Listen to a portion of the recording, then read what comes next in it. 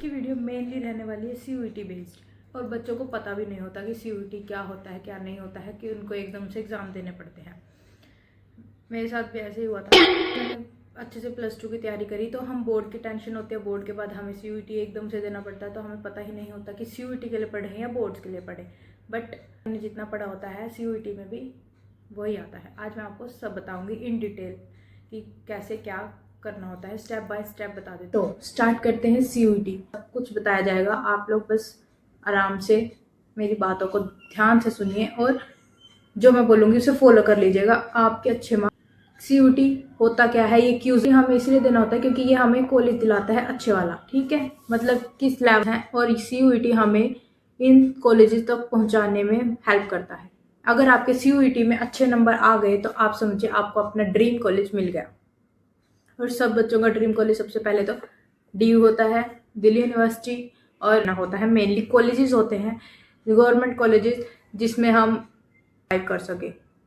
Regular consistent रह के पढ़ेंगे तो आपके नंबर बहुत अच्छे आ सकते हैं, आप अपने ड्रीम कॉलेज तक पहुंच सकते हैं।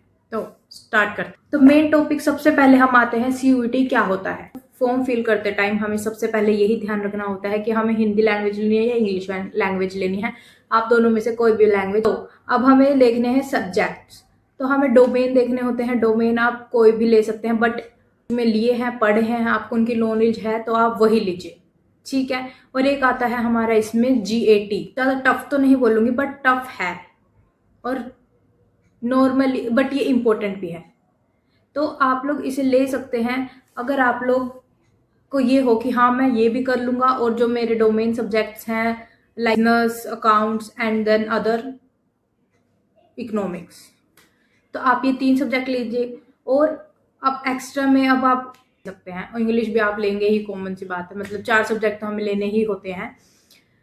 तो आप ये GAT मतलब कंपलसरी नहीं है बट इम्पोर्टेंट है, आपको अच्छे कॉलेजेस दिलाने में मदद करता है। अब आप आ जाती हैं CUET में, जब हम जाते हैं एग्ज़ाम देकर आते हैं और जब हमारे एग्ज़ाम चेक हो जाते हैं, रिजल्ट आता है, तो उसमें 4 सब्जेक्ट, ओनली 4 सब्जेक्ट, कोई भी जिसमें आपके अच्छे नंबर आए हैं वो 4 सब्जेक्ट ऐड होके ही नंबर आते हैं आपके, ठीक है। तो आप इतनी टेंशन मत लीजिएगा, अगर आपसे GAT नहीं हो रहा है तो स्किप इट। आपको बता दें मैंने CUET में होता क्या क्या है। डोमेन होते हैं, और इसमें मेनली +2 का ही सिलेबस रहता है। अब मैं बताती हूँ CUET किसके ऊपर बेस्ड है। मेनली NCERT के ऊपर बेस्ड होती है। हर टाइम होता ही होता है कि ऐसे ही लाइन उठकर आ गई जैसे हमारी NCERT में थी, सेम टू सेम। तो आपको एकदम NCERT को तो रिवाइज करना ही करना है एकदम अच्छे तरह से। प्लस कोई बुक प्रेफर नहीं करता, ज़्यादातर NCERT में से ही आता है, और कई बार तो ऐसे होता है कि NCERT की एग्जैक्ट लाइन उठ के आ जाती है। आप क्या करो, पढ़ाई भी करो, तो टेंशन होती है। रहे थे आपको बुक्स के बारे में, तो बुक्स में आप सबसे पहले आप प्रेफर करिए NCERT फर्स्ट। NCERT होने के बाद आप उसमें क्या प्रेफर करेंगे, सबसे पहले हमें क्या करना चाहिए बुक्स पे। हमें एक फर्स्ट तो हमें बता ही दिया NCERT फॉलो करनी चाहिए। NCERT पढ़ने के बाद हमें सबसे पहले चाहिए MCQ बुक, जो हमें प्रैक्टिस करने में हेल्प करेगी। तो NCERT आप लोग प्रेफर कर सकते हैं, बहुत सारी वेबसाइट्स हैं, और आप वो बुक्स भी प्रेफर कर सकते हैं जो सुनील सर पढ़ा रहे हैं। और अगर बाय चांस आप बुक नहीं लेनी तो आप वो कर सकते हैं जो मैं आगे बताऊंगी। चैनल्स हैं जिसका आप लोगों को इंतजार था, YouTube चैनल, जो आपको हेल्प करेंगे CUET की प्रिपरेशन में कर सकते हैं। बट आप ये मत कीजिएगा, लोग मिस्टेक करते हैं। मिस्टेक क्या होती है कि एक वीडियो उसकी देख ली, दूसरी वीडियो फिर अच्छी लगी किसी और की, तो हमने दूसरी वीडियो किसी और की देख ली। अब थर्ड पर्सन है, थर्ड पर्सन की वीडियो हमने सोचा चलो इसकी भी देख ली, क्योंकि टेंशन में होता है कि आप एक वीडियो देख लेते हो फिर दोबारा दूसरी वीडियो देख लेते हो कि क्या पता इस वीडियो में वो ना होगी जो इस वीडियो में हो, ठीक है। ऐसा कुछ नहीं होता। +2 तक पढ़े हैं वो CUET की तैयारी आराम से करवा रहे हैं, ऑल अबाउट CUET क्या है, CUET में क्या करना होता है, नॉलेज भी दे रहे हैं साथ। तो आप आराम से CUET की तैयारी कर सकते हैं, ओके। तो अब मैं बता देती हूँ कॉमर्स के लिए, और स्टूडेंट्स हो, आर्ट स्टूडेंट हो, CUET सबके लिए है ना। तो आप लोग फिजिक्स वाला को कर सकते हैं।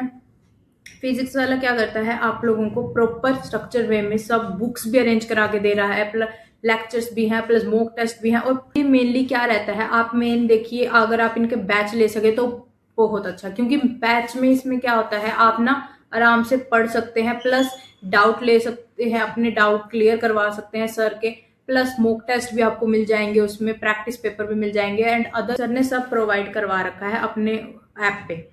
और यूट्यूब से ही पढ़ना है तो यूट्यूब पे भी सर ने अवेलेबल करा रखी हैं सब क्लासेस। इंग्लिश भी पढ़ाते हैं उन चैनल पे ही, वो सर दूसरे सर हैं, और एक GAT की भी तैयारी करवा देते हैं। और नेक्स्ट हम 3 डोमेन सब्जेक्ट होते हैं उसकी तैयारी तो सुनील पांडा सर इतनी अच्छे से करा रहे हैं, प्लस आपको इन्फॉर्मेशन भी दे रहे हैं साथ के साथ कि CUET में क्या होता है क्या नहीं होता है, किस टाइम पे क्या चल रहा है, सब इन्फॉर्मेशन आपको मिल जाती है। आप सुनील पांडे सर को फॉलो कर सकते हैं, फिजिक्स वाला को फॉलो कर सकते हैं and other own Rajat Arora sir को फॉलो कर सकते हैं, बहुत सारे टीचर्स हैं।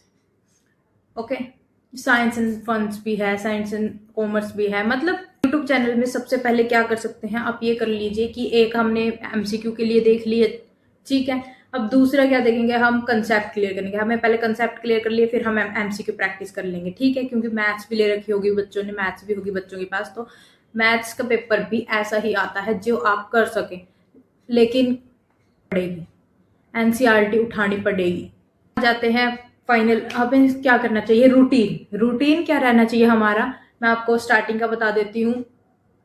और ये भी होता है ना कि +2 के पेपर हमने अच्छे से दे लिए तो उसके बाद हमें ये होना चाहिए कि हम फ्री हैं, ये है वो है, लेकिन हमें एकदम से CUET डाल दिया जाता है हमारे, तो ताकि आप कंसिस्टेंट हो जाए। कंसिस्टेंट होना बहुत जरूरी है। मोटिवेशन आपकी चल जाएगी, एक दिन चल जाएगी, एक दिन आप 5 घंटे पढ़ लिए, दूसरे दिन आप 6 घंटे पढ़ लिए, लेकिन फिर आप एक दिन भी नहीं पढ़ते हैं, अगले दिन छूट जाता है, फिर थोड़े से मतलब गैप आ जाता है बीच में पढ़ाई में, तो वो अच्छा नहीं है। इससे अच्छा आप क्या कीजिए, आप फर्स्ट चीज कीजिए, सबसे पहले तो आप क्या क्लियर कीजिए,